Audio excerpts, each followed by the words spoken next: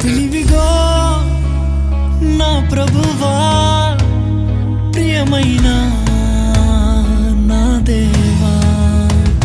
మేలులకై స్తోత్రములు, దీవెనకై కృతజ్ఞతలు.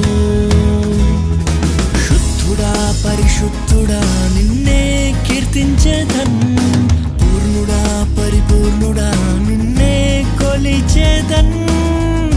ఎంతో ఘనమైనది నీ స్నేహం, వివరింపలేనిది నీ త్యాగం. నన్ను ప్రేమించే ప్రియ నేస్తా,